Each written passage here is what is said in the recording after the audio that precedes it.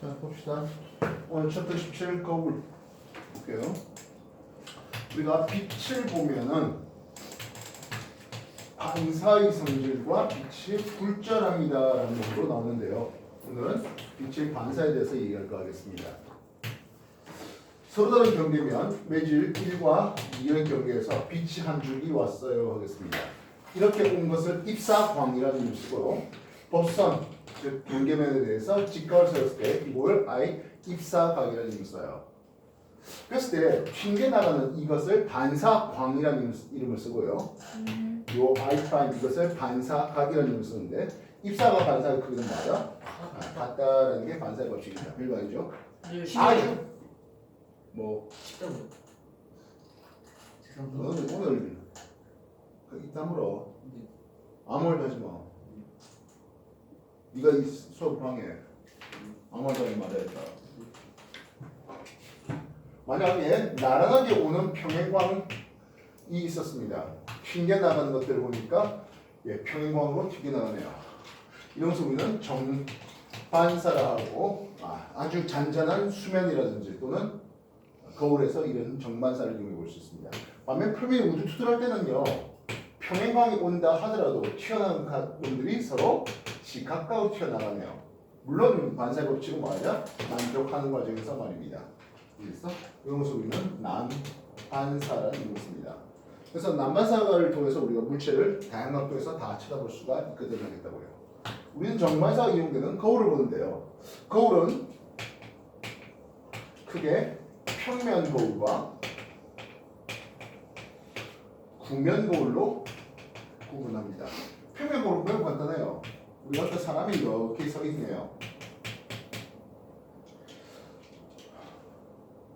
우리가 어떤 빛을 인지한다는 뜻은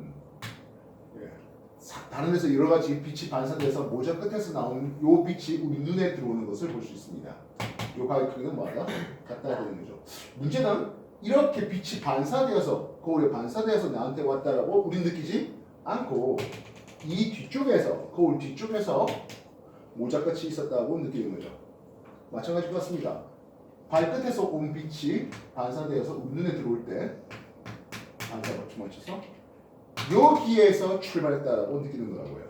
그래서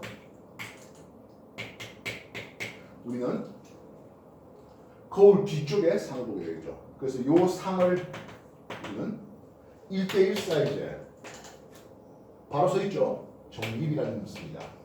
이때 주어야 될 것은 거울 하나만 있으면 내가 오른손을 들면 거울에 있는 놈은 왼손을 드는 걸로 보입니다. 좌우는 마다 반대되는 거예요. 정리의 그리고 이놈은 실제로 빛이 여기서 출발하는 겁니까? 하면 그렇진 않죠. 그래서 이걸 우리는 화상이라는 걸 씁니다. 이해됐어요? 그러다 보니까 우리가 거울의 크기는 내 키가 L이라고 했다면 거울은 2분의 L의 거리가 있어도 내 전신을 다 볼 수 있거든 하겠습니다. 알겠습니까? 그래서 전신 거울에서 파는 게요. 뭐 2m짜리 이런 걸 파는 건 아니에요. 한 1m만 있어도 충분히 커버가 되죠. 키가 2m가 되지 않는 한에는 1m 정도면 전신 거울 전부 다 볼 수가 있습니다. 말씀 알겠습니까? 거울의 크기는 뭐하다? 자기 키의 절반만 있어도 됩니다 하는 게 평면 거울입니다. 됐니? 정리해보세요. 내용 별거 없죠? 네.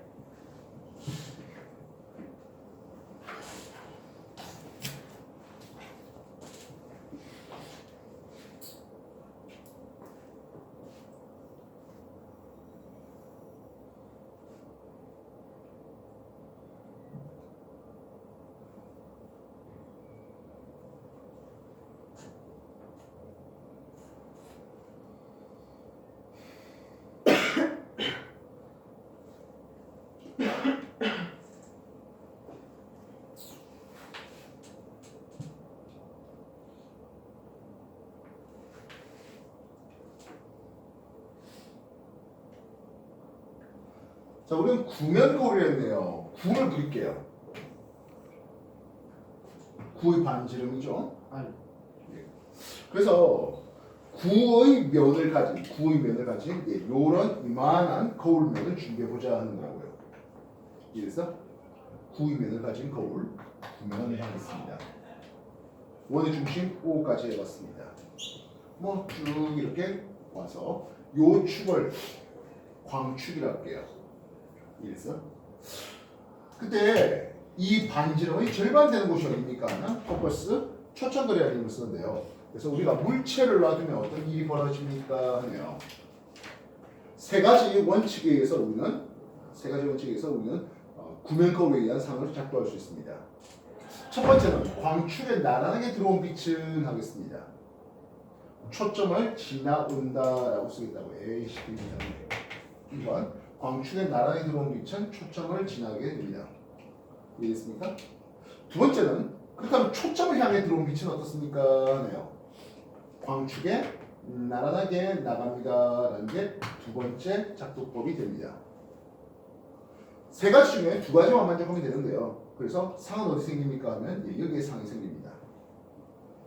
세 번째는 그렇다면 거울의 중심을 향해 들어온 빛은 합니다. 요 각도 다시 말하면 입사각과 반사의 크기가 같게 반사법칙 맞춰서 이렇게 나가게 됩니다 하는 게 세 번째 되겠습니다. 되겠나요? 그래서 상은 어디 있다? 여기에 상이 생긴다 하는 뜻이에요. 되겠나요? 광축에 나란히 들어온 빛은 초점을 지나고 초점에 들어오는 빛은 광축에 나란히 나갑니다. 거울 중심을 향해 들어온 빛은 입사각 반사의 크기가 같게 이렇게 튕겨 나가요 하겠습니다. 이해됐어요? 정리해봐요.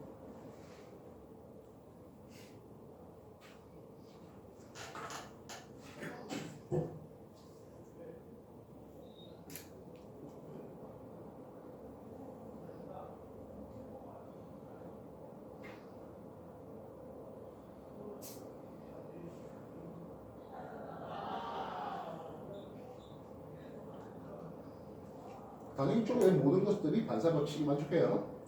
여기서 반사법칙 만족해요. 간단하죠? 나중에 뭐 이쪽에 선분 하나 끊어오시면 각에 대한 정보들을 쉽게 알 수 있을 겁니다.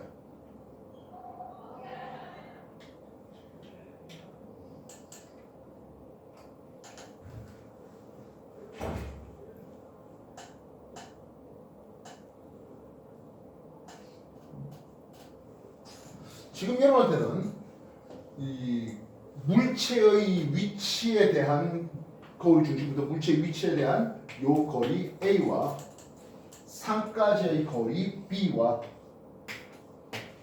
그리고 초점거리 FY 관계에 대한 식을 배우진 않는데요. 수업의 3F에 들어가면 A분의 1 더하기 B분의 1은 F분의 1이라는 거울, 구면거울에 의한 공식을 배우게 되겠습니다.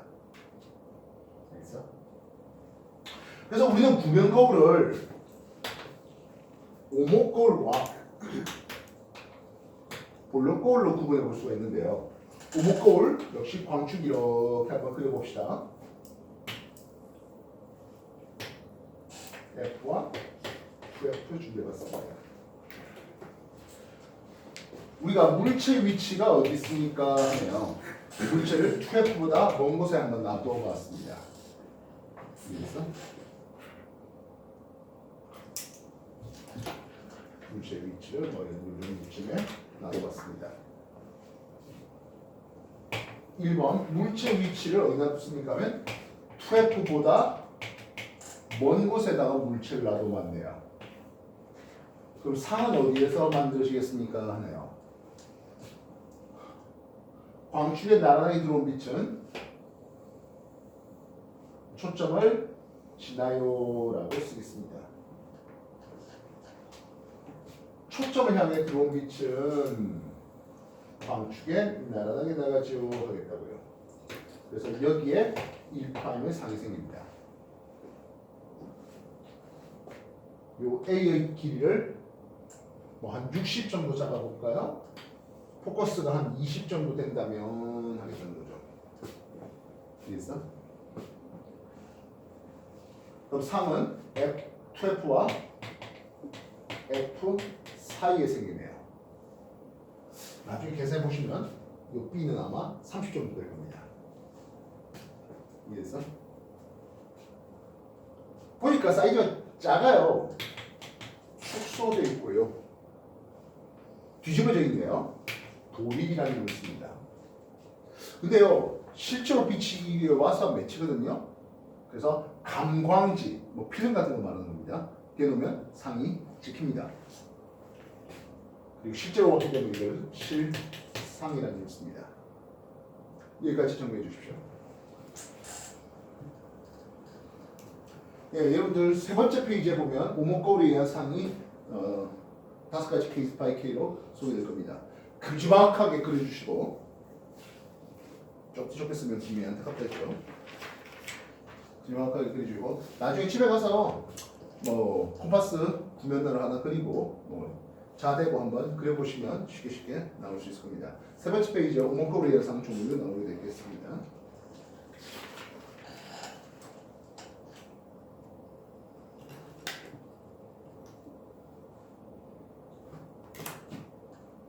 구면거울의 중심에서 그죠?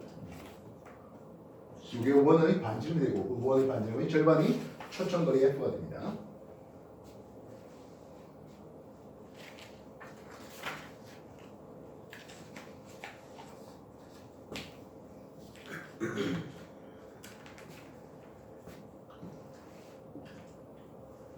자, 2번 해볼까요? 그러면 2번은 내가 딱 2F의 위치에다 물체를 세워왔습니다 하겠네요. 평에 나온 빛은 초점을 지나고요. 초점을 향해 들어온 빛은 하겠습니다. 예, 평행하게 나가죠. 그러다 보니까 이 파람의 위치는 2F의 위치에 세워놓으면 딱 2F에 생깁니다. A의 길이가 40 정도 놓으면 초점 거리가 20 된다면 B도 40 정도 되는 곳에 생긴다는 뜻이에요. 딱 2F 사이인데 이건 1대1 사이즈의 우리 실상은 똑같습니다. 그렇다면 3번 해봤습니다. 3번을 F하고 사이에다 놔두고 봤습니다. 평에 나온 빛은 초점을 지나고 초점을 향해 들어온 빛은 평행하게 나가네요. 3'은 2F보다 먼 곳에 생기는데 사이즈를 보니까 굉장히 확대되어 있군요. 도입의 실상은 똑같습니다 하겠네요. 정리해라. 세 번째 페이지에 잘 나와 있어요.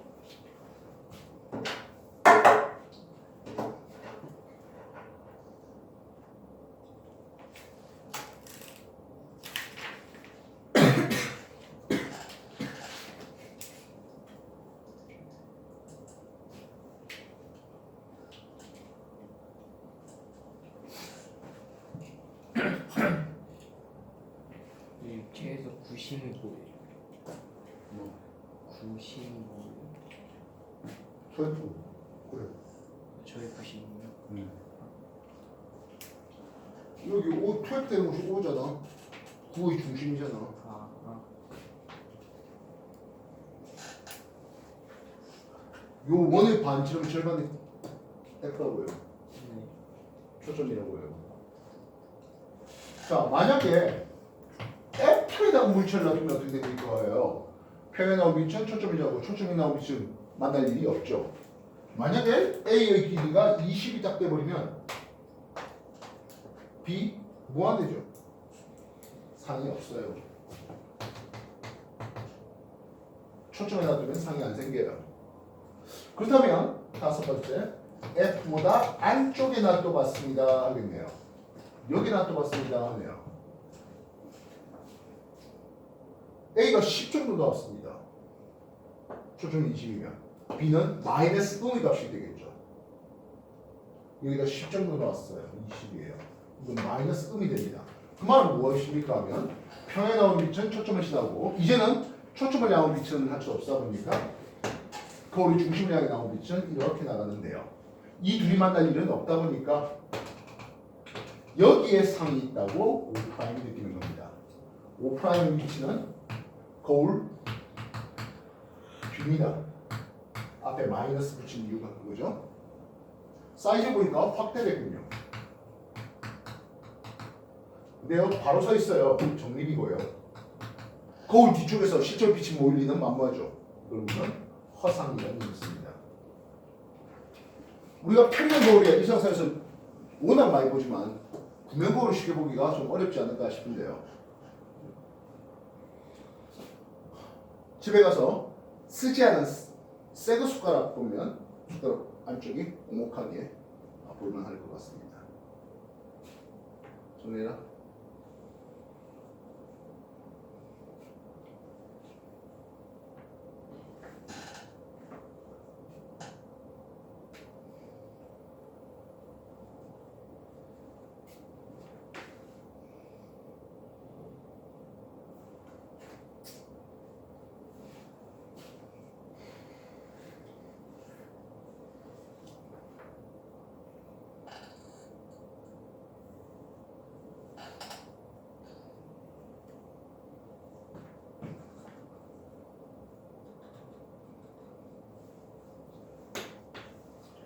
우리가 구면 거울은 오목 거울이 있고 또 하나는 볼록 거울이 있네요.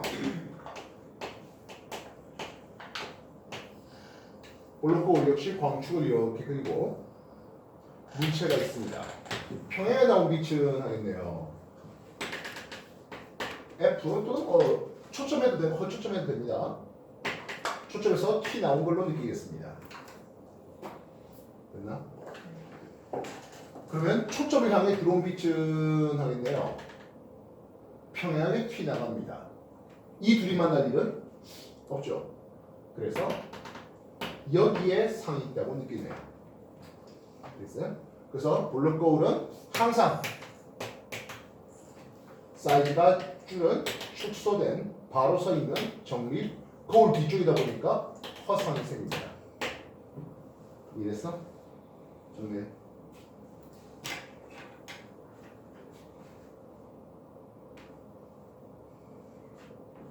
정리는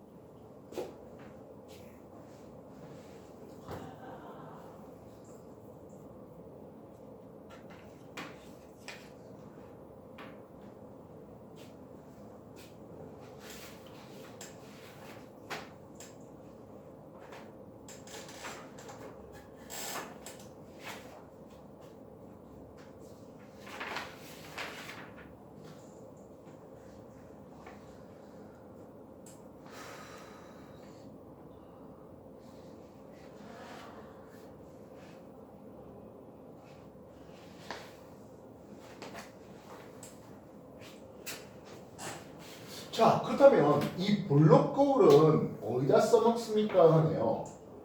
축소됐잖아. 그래서 이 말을 시야가 넓다라고 하겠습니다. 편의점 구석에 보면 볼록 거울이 설치되어 있습니다. 제가 뭐 초콜릿을 훔치는지 빵을 훔치는지 그건 중요한 게 아니죠. 넓은 시야를 통해서 뭔가 수상한 짓을 하는지 보고자 하는 바입니다. 자동차 옆에 사이드밀 있잖아요. 내가 차선 변경하려고 하는데 뭐 옆 차선에 누가 오는지 좀 보려고 합니다. 8톤 트럭이면 변경 않고 오토바이 오면 변경하겠다. 이거 뜻인가요? 그건 아니잖아요. 누가 오는지 보기만 하면 되는 거죠. 시야 넓어서 편의점이라든지 또는 자동차의 사이드 미러 이런 데다 사용되고 있습니다. 되겠습니까? 됐냐? 표면 거울로 이거 쓸까요? 표면 거울은 우리가 뭐 항상 1대1 사이즈 그럼 우리가 얼굴 보는 데 사용하죠. 자동차의 룸미러에도 사용할 수 있겠네요.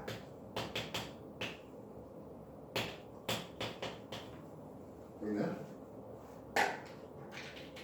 그러면 오목 거울은 우리가 어디다 쓸까요? 안쪽? 기본적으로 오목 거울은요 빛을 모아주잖아요. 집광합니다. 이래서 빛이 한 곳에 이렇게 모여요.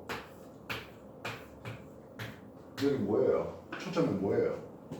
그래서 오목 거울로 여기다가 오목 거울 만들어놓고 이쪽에다가 나무를 놔두면 나무가 탈 수 있죠. 성화, 채화경에 사용됩니다. 채는 채집하다는 뜻이고 화는 불. 알겠다? 그 전국시장 하면 저 강화도의 만이산 거기다가 이제 채화경을 통해서 성화 봉송하고 그렇습니다. 알겠어? 올림픽 할 때는 그리스 거기에서 이제 성화 채화하는 것들 볼 때 거울 통해서 보게 됩니다. 여기다가 냄비에다 물 받아서 라면 끓일 수 있는 태양열 조리기도 뭐 가능할 수 있죠. 그래서 빛이 한 곳에 모인다는 것은요, 반대로 여기다가 전등을 놔두면 빛이 앞으로 보낼 수 있겠죠. 그래서 자동차의 전조등에도 사용할 수가 있겠네요. 알겠어? 자동차에는 그래서 오목골도 있고 해매골도 있고 볼록골도 다양하게 쓰고 있습니다.